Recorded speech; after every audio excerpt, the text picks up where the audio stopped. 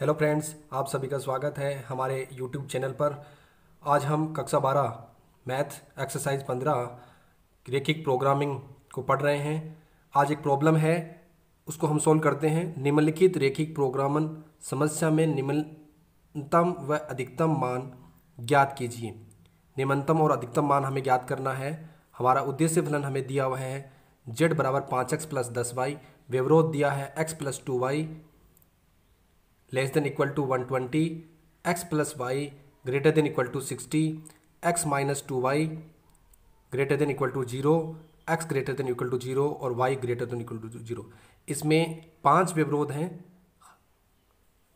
S समीका x plus 2y less than equal to 120 को रैखिक रूप में लिखने पर, इसको हम रैखिक रूप में लिखते हैं तो कैसे लिखेंगे? x plus 2y equal to 120। इसके बॉक्स बनाते हैं।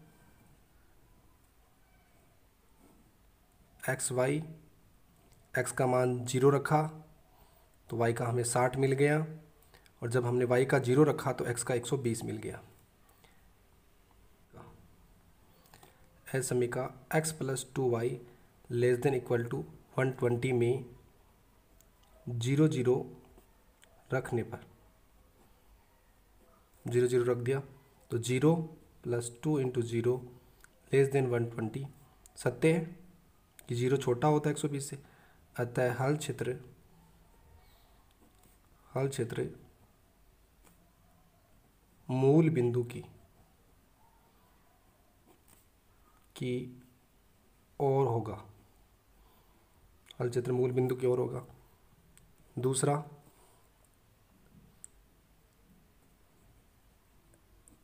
समीका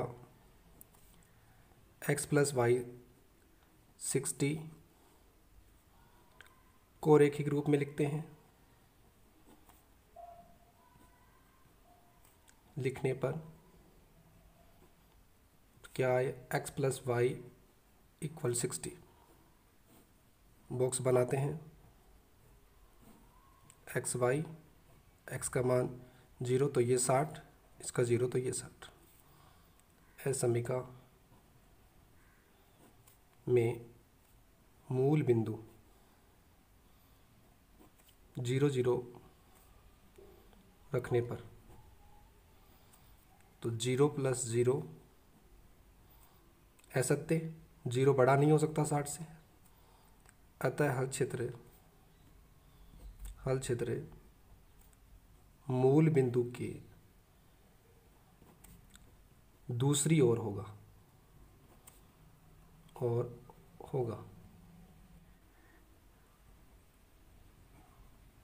समीका x माइनस 2y 0 को रैखिक रूप में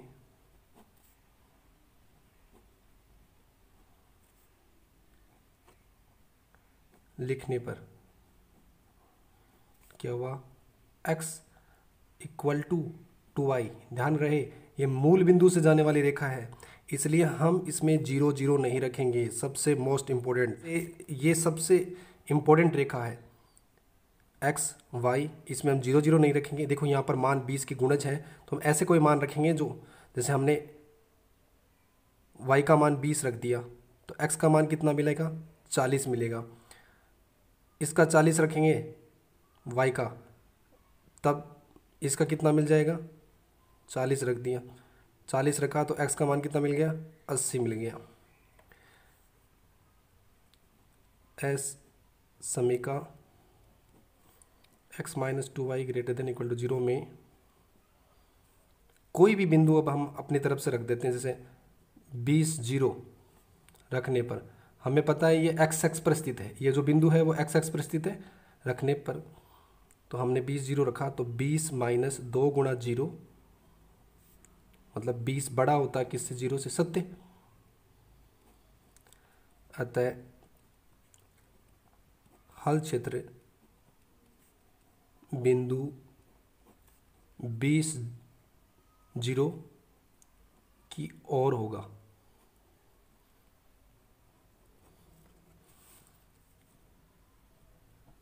दो रटी रटाई, x greater than equal to 0, मतलब x बराबर 0 किसको बता रहा है, वाई एक्स को। अतः हल क्षेत्र वाई एक्स के दाईं ओर होगा y greater than equal to 0, y बराबर 0, एक्स एक्स को बता रहा है। अतः हल क्षेत्र एक्स एक्स के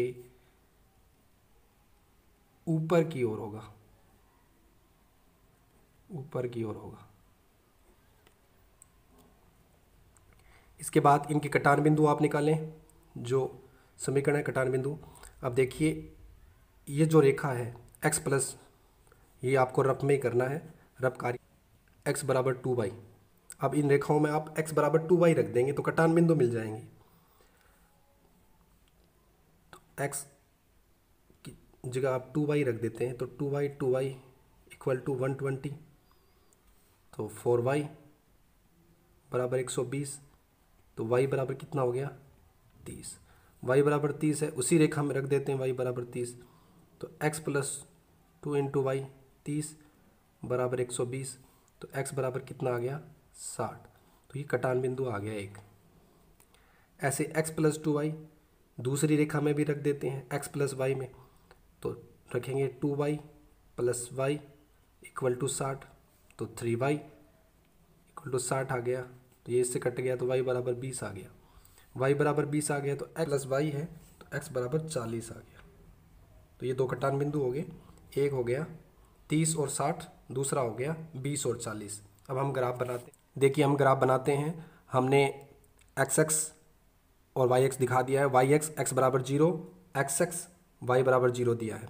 अब हम बिंदु देखते हैं। हमें पहले एक रेखा थी जिसमें 0, ये 20 है, ये 40, ये 60, 80, 100, 120, ऐसे ये 20, 40, 60, 80, 100, 120। अब हम खा जिसमें एक्स का मान 0, 60 और वाई का मान 60 हो गया। ऐसे इसमें भी 60 और 0, ये वाली रेखा, तो हमें इसे मिला देना है, इस रेखा को मिला देना है और इसका नाम लिख देना है x plus Y equal to 60। ऐसे हमारी दूसरी रेखाएं, हमारे पास दूसरी रेखा है जिसके कटान बिंदु दिए हैं 120, 0, 120, 0 और 0, 60। तो हम इन दोनों को मिला देंगे।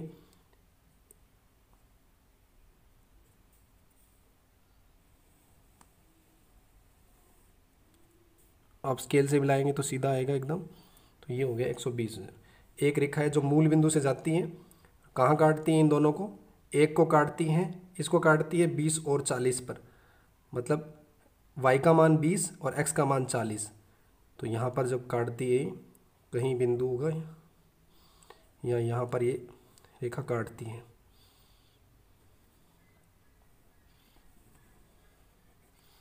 ये हमने इसका ग्राफ बना लिया। ये कटान बिंदु, दोनों कटान बिंदु हैं। ये है 40 और 20 और ये है दूसरा कटान बिंदु कितना था। ये जो रेखा है वो पहली इस रेखा को x प्लस वाई बराबर 60 को 40 और 20 पे काटती है, जबकि दूसरी रेखा को 60 और 30 पे। देखिए 60 और 30 पे जब स्केल से अब बनाएंगे तो एकदम करेक्ट आएंगे ये बिंदु सभी।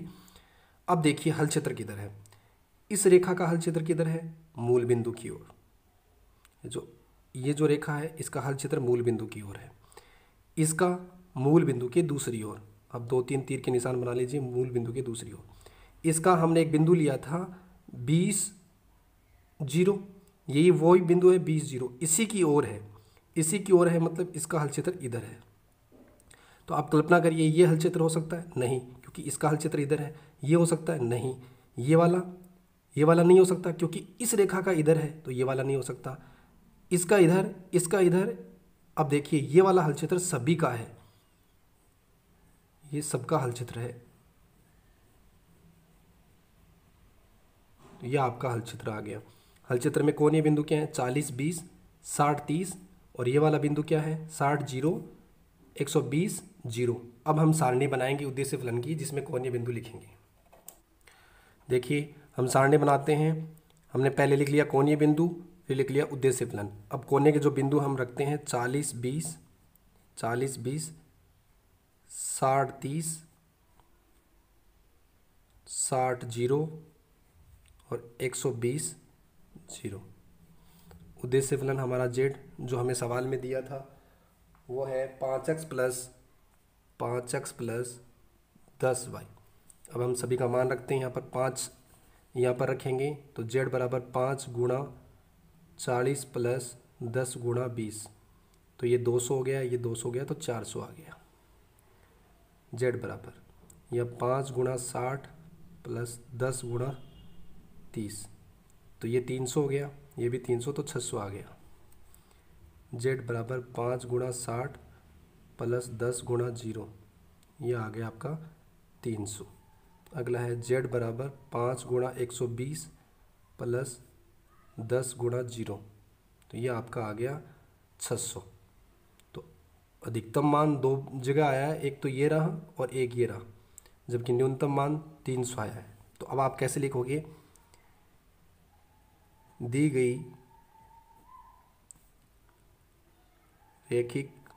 गई रैखिक प्रोग्रामन समस्या का